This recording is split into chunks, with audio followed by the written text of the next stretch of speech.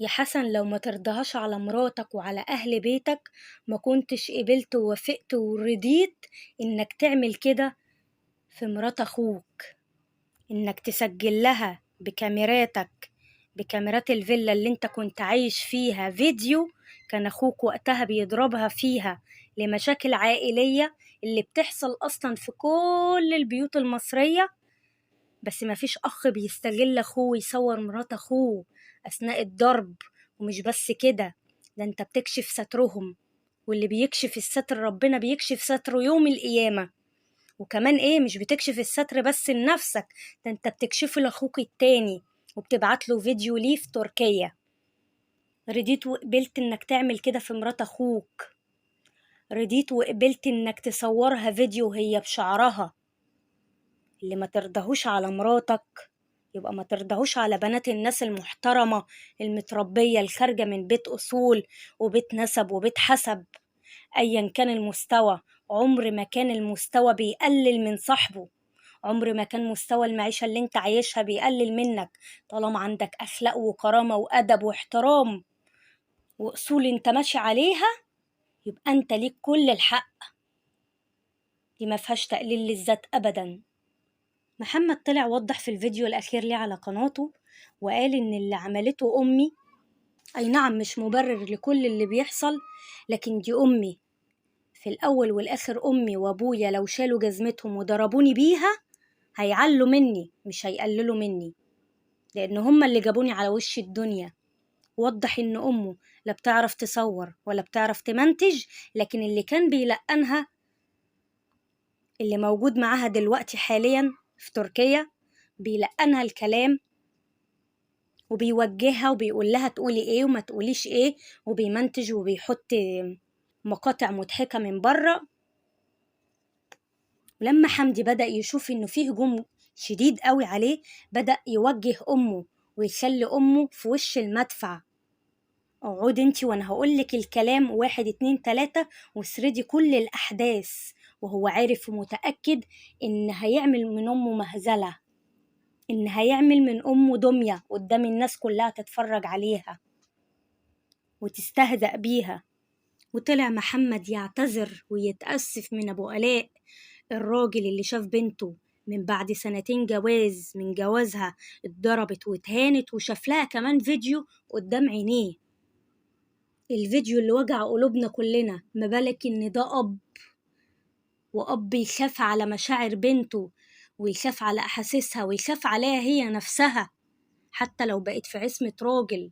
الأب أب والأم أم، مشاعرهم عمرها ما تتغير ناحية الأبناء أبدا.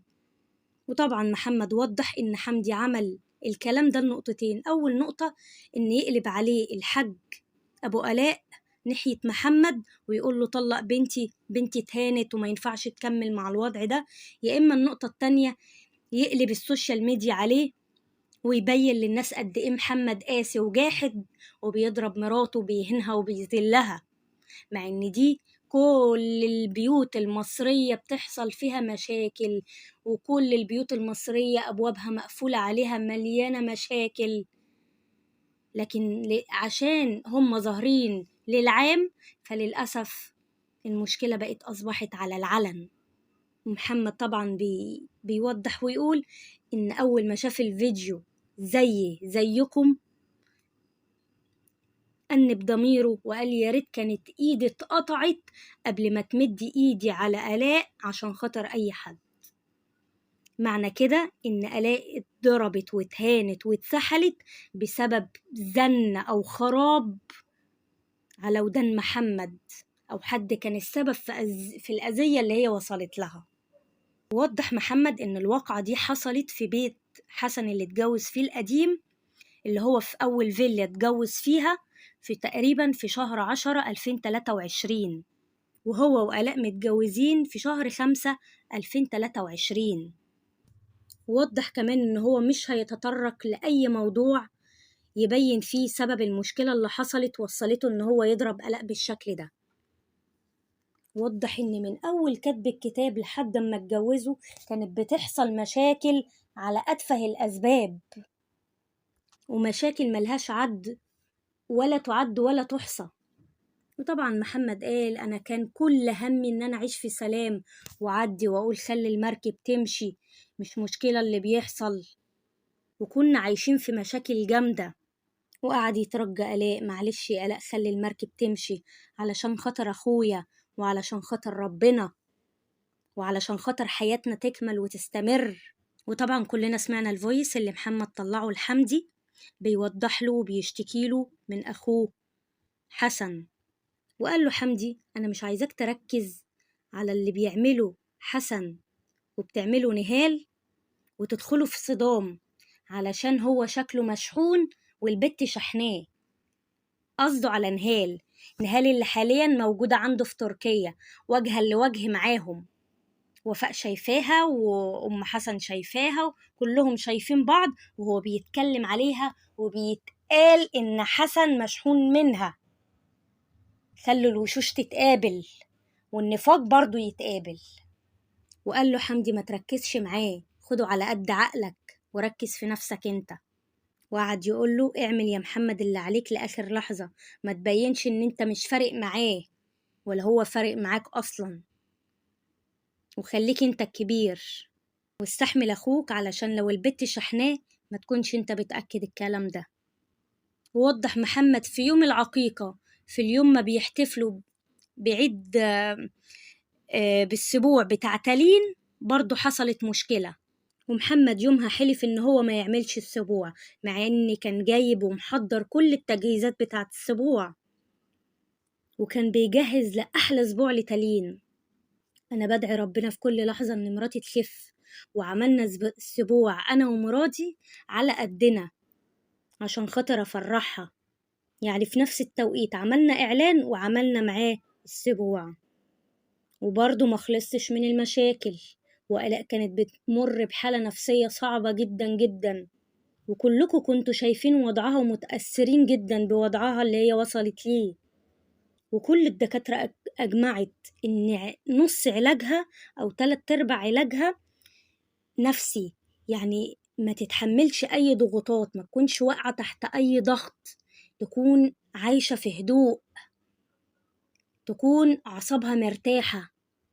وكنت بعمل كل اللي بيقدرني عليه مع آلاء، سواء كنت إن أنا بجيب لها عاملة تساعدها في قلب البيت، أجيب لها هدية أفرحها بيها. أنا كنت بعمل كل اللي يقدرني عليه ربنا عشان أحسن من نفسيتها. وإزاي أنا أحسن من نفسيتها في وسط بيئة مليانة مشاحنات ومشاكل؟ فقررت وقتها إن إحنا نسافر. فحضرنا الشنط وجهزنا نفسنا للسفر، لأن إحنا لو استمرينا على الوضع ده مهما عملنا جلسات ومهما عملنا علاج طبيعي عمر آلاء ما هتخف في وسط المشاحنات وشد الأعصاب والشد والجذب ده. وابتدينا في مشوار العلاج. طبعا كان في التوقيت ده كان حسن ونهال ونسايبه بيطلعوا مع بعض فيديوهات وبتبين قد إيه إن هي بره بأهلها. وعلى النقيض من ده كانت التعليقات بتيجي كلها سلبية ضد آلاء، قد إيه إن هي عاقب والديها وإن هي ما بتكرمش ولا بتبر أبوها وأمها وما بتتصلش بيهم، ومهتمية بالهدايا اللي محمد بيجيبها لها وبالمفاجآت اللي بيفاجئها بيها. وانقلبت الآية تماما على آلاء بالتعليقات السلبية اللي كانت بتشوفها.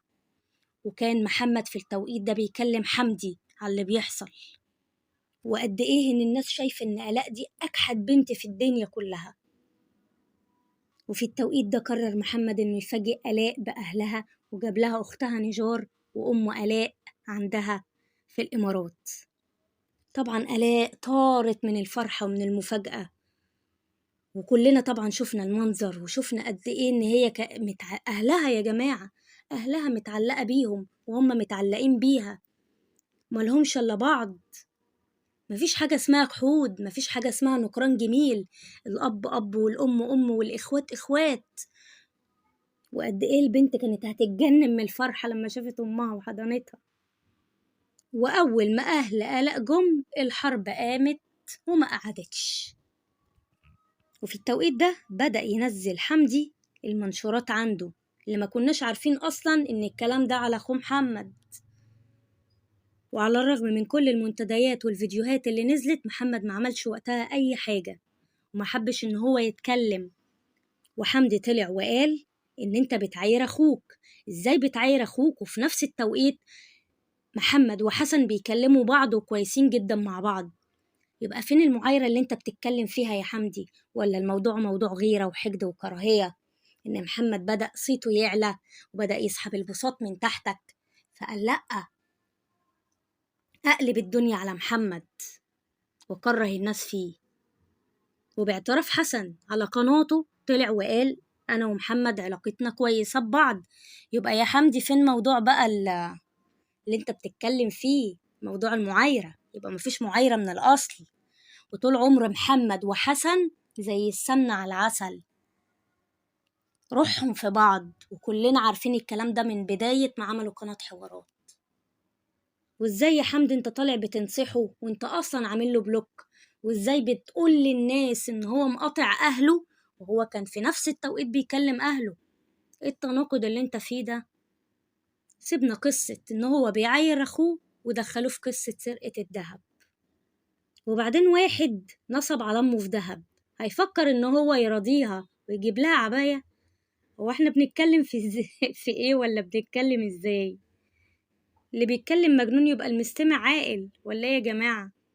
حتى محمد ذات نفسه مش فاهم، مش قادر يحدد إذا كان هو مجرم ولا بار ولا عاق بأبوه وأمه. وصلوه لمرحلة صعبة. وقت أم محمود شافت العباية قالت محمد عارف الحاجات اللي أنا بحبها، يعني العباية عجبتك يا حاجة، مش زي ما انت طلعتي وقلتي ده مش ذوقك يا محمد، ده ذوق ابتلاء. وطبعا قالت أنا بحييك يا محمد على الجلابية والعباية الحلوة دي وتعيش وتجيبلي. وقعدت تقول انت يا محمد اللي طول عمرك بتجيبلي وطول عمرك بتجري بيا وانت بر بيا، وانا بشكرك يا محمد على العباية الجميلة دي.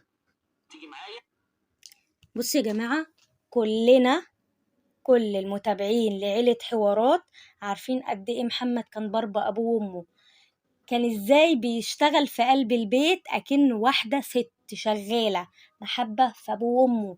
ازاي كان بيغسل لهم السجاجيد، ازاي كان بيفضل طالع نازل يشتغل في الدورين بتوع الفيلا وفي السطح منه لنفسه، محدش اجبر ولا قال له تعمل حاجة، محبة في ابوه وامه وان هو عايز يرضيهم. فمحدش يطلع ويتكلم على محمد ويقول ده ابن عاق، لاننا كلنا شفنا بعينينا قد ايه محمد احن وابر ابن في عيالك يا حاجة سعدية. وضح محمد ان هو قال له امه يا امي اعمل لك الورق واعمل لك تأشيرة واجيبك عندي في الامارات، رفضت وقالت انا وقت ما اجي هاجي السعودية في ميعاد توقيت الحج. وطبعا حمدي ما اكتفاش بكل ده، وما اكتفاش بموضوع ان هو بيعاير اخوه وبموضوع الفيديوهات اللي طلعها وسربها، ما اكتفاش، قال لأ، قال انا هلقن ام الكلام واقول لها بقى تقول على موضوع بقى ميرفت ومشروق وشروق وحاجات ما كانش ليها اي 30 لازمه ان هي تطلع، لان هي خلاص انتهت، خلص وقتها وكل حي راح لحاله. يبقى ايه لازمته نراجع في القديم ونطلع في القديم؟ والكلام ده لو حقيقة انت من واجبك انك تستر على اخوك الصغير، صغير كان او كبير، انت واجب عليك الستر، الستر ثم الستر. وضح محمد ان هو اتجوز من ام شروق، قعدوا 6 سنين وربنا كرمهم بشروق. ووضح ان هم طلعوا شروق عشان يضايقوه ويستفزوا محمد. وطبعا كلنا شفنا البنت ما شاء الله تبارك الله عليها، ربنا يحميها ويبارك فيها، وشكلها حنونة جدا جدا، شكلها طلع لك يا محمد واخدة حنية الدنيا اللي جواك. وضح محمد وقال الزواج والانفصال جزء من الحياة وده عمره ما بينقص من أي حد. وبالنسبة لبنت شروق ناس كتير كانت بتسأل ليه مش بتظهر معايا في الفيديوهات، وده ليه كذا سبب. أولهم إنها مش عايشة معايا، عايشة مع مامتها، ولما بتيجي عندي في الأجازات ببقى عايزة أفرحها وأعوضها عن البعد، مش أصورها وخلاص. وكمان بخاف تحس إن وجودها معايا المصلحة، أو إن أنا بعمل لها كل ده عشان الكاميرا وعشان الفلوس. أنا بجيب لها كل اللي نفسها فيه عشان أفرحها وأقعد معاها. وكمان مش حابب الناس تفضل تطلب تشوفها، وأنا مش هقدر أحقق ده لأنها مش مستقرة معايا. وفي وسط ده كله كانت بتتوجه لي اتهامات صعبة، وأكتر حاجة وجعتني إن ناس قالت لي إني رميت بنتي مع إن في الوقت ده شروق كانت في حضني وكانت في إيدي، بس أنا ما كانش فارق معايا أرد أو أبرأ نفسي قد ما كان فارق معايا بنتي تكون مرتاحة. بس لما الكلام يكون من أقرب الناس ليا ساعتها كان لازم أرد وكان لازم أوضح لكم الحقيقة. وأنا دايما بحاول أكون جنب شروق قرة عيني، وأحاول أديها ثقتها في نفسها، وبحاول أعوضها عن أي لحظة غابت فيها عني. يا رب تكونوا فاهمين موقفي ومقدرين مشاعري، وأتمنى أنكم تدعوا لنا بصلاح الحال، وتدعوا لشروق إن ربنا يحفظها ويوفقها ويبارك لي فيها. وطبعا في نهاية الفيديو محمد شكر الناس من كل قلبه على حبهم ودعمهم وثقتهم فيه اللي عمرها ما قلت، بالعكس ده بتزيد يوم عن يوم. ووضح محمد قال إن هو كان بيحاول على قد ما يقدر يخلي إن في علاقة صداقة وطيدة بين شروق وبين رماس، لأن رماس كانت بتغير جدا جدا من كتر حبها في خالها. يا جماعة محمد حنين حنين جدا جدا، وكلنا عارفين بالكلام ده، فعمره ما هيجي على بنته، على أول حاجة شافتها عينيه.